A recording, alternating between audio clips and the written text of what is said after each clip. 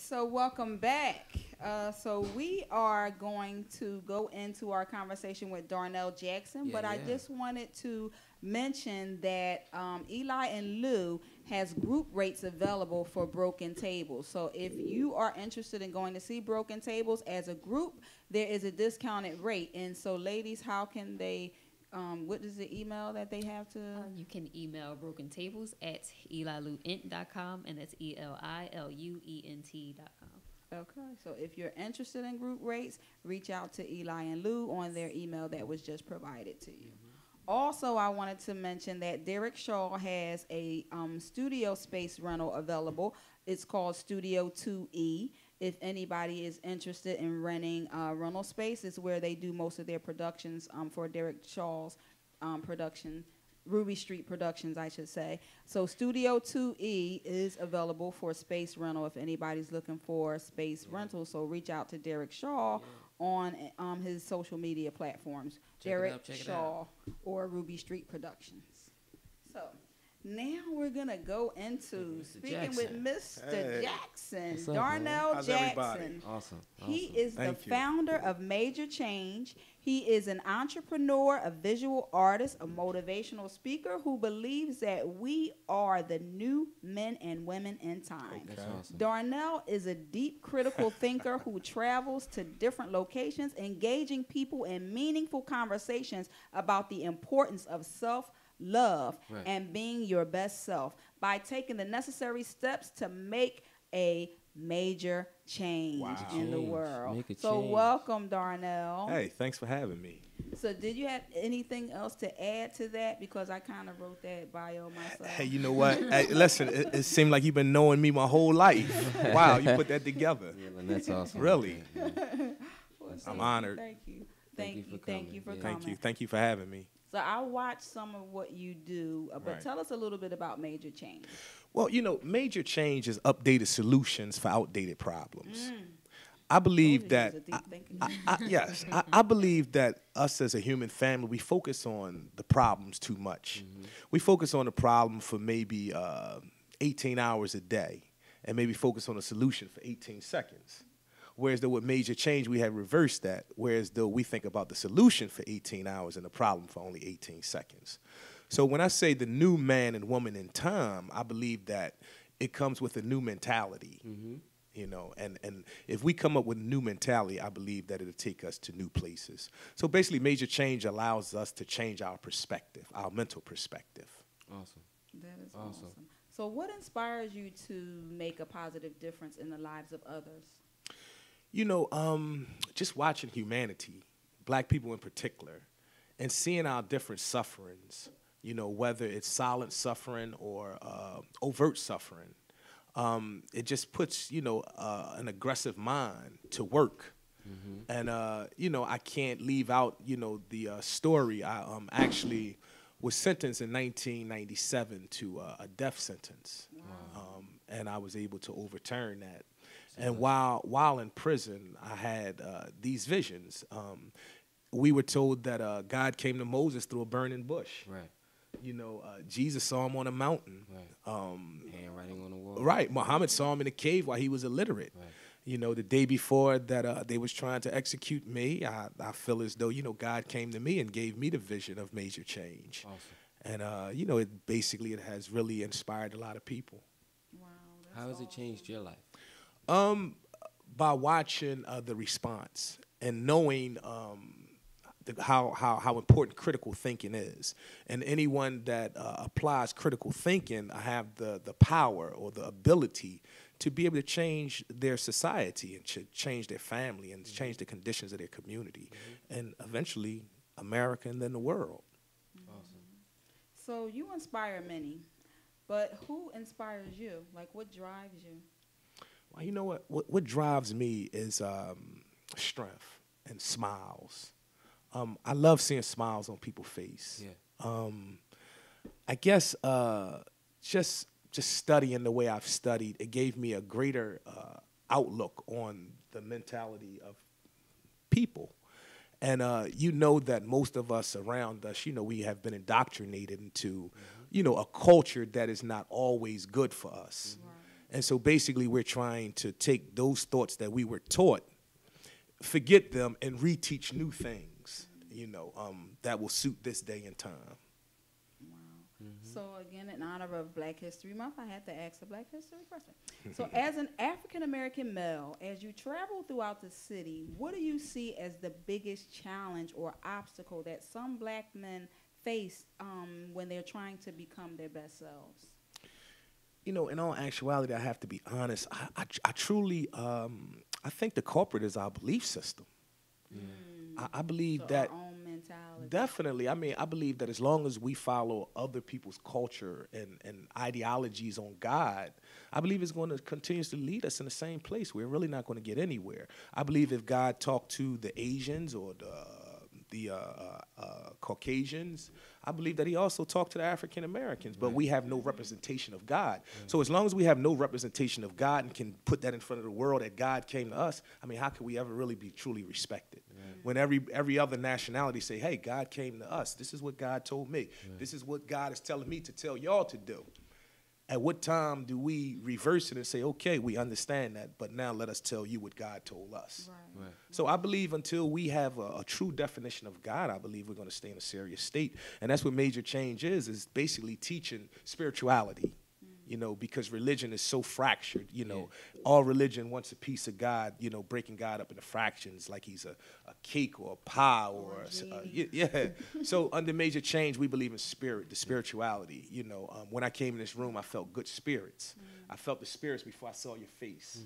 So I believe that if we start looking at each other from a more spiritual perspective, I believe that it'll be less problems, that we face. Awesome. That's awesome. Thank you. Sometimes we believe the lie, like not just in not having a religious background, but the lies that people tell us about ourselves or our abilities or how far we can go. Right. Like I remember sitting in a classroom, it was a college classroom, and the instructor, who was a Caucasian male, said, well, if you were born in poverty, you'll always be impoverished. Wow. And exactly. And so if you believe the lie, you won't aspire to come out of it. You know? So of course I had to raise my hand like, excuse me.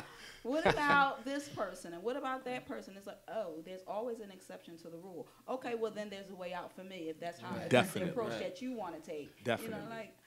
Definitely. So don't believe the lie. Don't believe the lie. Don't believe the lie that you can't be more than your environment that you were brought up in, because that's not true. To add on to that, as studying the race problem, in all actuality, I really don't believe that whites hate black. No. I mean, I believe that it's impossible, because if whites truly hated black, then they would have to hate life itself, because half of the day is light and the other half is dark.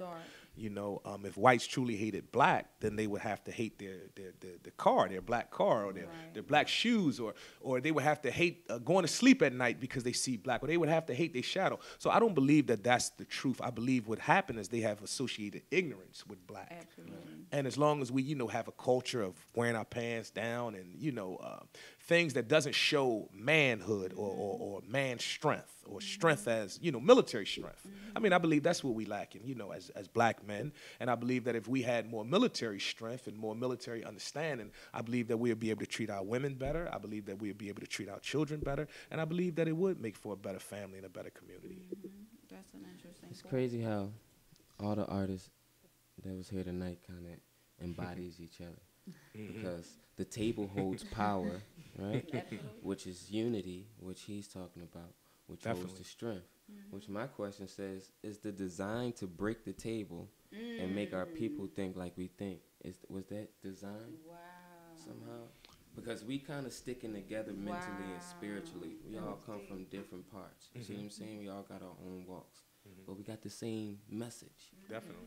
So it's like, okay, we're trying to fix the same problem with all our gifts and our own facets in which God has blessed us. Right, definitely. It just blew my mind. You know what I mean? But it also shows how creative we are together. Yeah. And this is why major change is not a movement, it's a system. Yeah. Because when power hears certain words, I believe that words are very important. some words can make a major change, and some words can make a major disagreement. You know, it depends on what's being said, what's being perceived. Right. You know, and I just believe that if we can connect each other from the spiritual first, I believe it wipe away a lot of the materialistic mentality that we have, and I believe that we'll be able to love each other naturally. So what it is most of us, we wear masks because, like you said, you know, we are afraid. It seems like we are afraid to do right. Because I'm afraid that you're ready made wrong right. Right. And that's why I say we are the new men and women in time, because really people need direction. Right. And people really are really good people. I've never really met a bad person. It depends on how you treat them. You know, so I would truly like to get with everyone and pretty much put our action into effect. I mean, that's really what it's about, you know, because, you know, what would the body look like without the hand? Right. You know, so we all basically need each other. Absolutely. You know. I totally agree. Right. So what advice would you give to the men and women struggling to make that major change in their lives? The advice that I give is that nothing can start without discipline. You have to have discipline, you have to have determination, and you have to have a focus on your goal. And it's very hard. It's very hard. It comes with really changing your mental perspective. You know, I'm going to do a post in the very near future, and I have a microscope. And a microscope have many different lenses on it for a reason.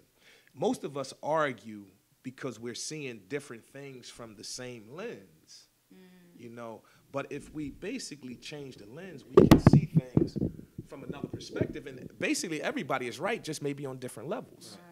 So, you know, basically what we're trying to do is figure out more ways to get along than not get along.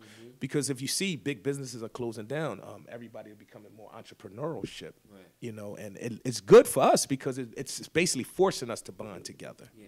So I believe what y'all doing is really great, and that's why I wanted to support what y'all got going on. And we want to support you. That's why we invited you. Thank you. Thank you. Yes. So how can people follow you on social media and find out more about Major Change? You know what? I'm just really learning about social media. I ask that y'all may give me help on, you know, creating more of a social media platform. But since I've been on it for the last 7 months, I really enjoy it, and I see the potential in it. It's a way to connect to the world. It really is. It really is. But you know, I also seen. I said this has taken the place of God. Like technology is the new God. You know, it seems like. But I truly believe I wanted to get on when I had something to say, when I could make a difference in other people's lives. Now I believe that I have reached that plateau. So, Major Change the World on Instagram, and the Major Change Philly for what is it? What's that? Gmail. Major Change Philly at iCloud.com. Yeah, that's the email, right? That's the email. That's the email. Well, you are doing positive things, and so we want you to continue your work and stay disciplined. I try. Don't lose focus Right. because a lot of times people will throw different distractions and stuff to take you off your mark. Yes. So you are doing positive things and you're making a positive difference and you're making that major change and helping people make the necessary changes that they need to be their best selves. That's the goal. We appreciate you for that. So thank you. Yes, Thank sir. you. So Keep changing lives, man. Thank you, man. Yes. So we are almost wrapping up. Come on, you but on the road. I was going to let you do a piece, y'all. Come on, we talk about Summer Burke. We talk about one of the legends in our time that made history. Yes. So you sure you don't want to take this one? I want you to kind of be a part of this. Okay, Summer Burke. She's a Harlem Renaissance sculptor. She got with our man Franklin D. Roosevelt and sketched his profile in 1944. Roosevelt died 5 months before the official unveiling of the plaque in 1945. To commemorate his legacy in funding the March of Dimes, the U.S. Mint and Congress proposed engraving his portrait on the dime, which was later credited to Sinnock, a white sculptor. That's how you say it, right? Selma Burke is an African-American female from St. Louis. From she South Carolina. That's my handwriting. Yeah, so y'all Not can him. excuse me. I'm sorry. That's my chicken scratch. But so. she is the original sculptor of Franklin D. Mr. Roosevelt. So on the when dime. y'all look at the back of a dime, That's our Black sister, history. That's our Black History moment. Selma Burke is the first person who actually sculpted. But Franklin they always D. taking our Roosevelt. history though. It's unfortunate, yes. Like, in so many facets. So we just have to learn how to work together because, like you said, we all need each other.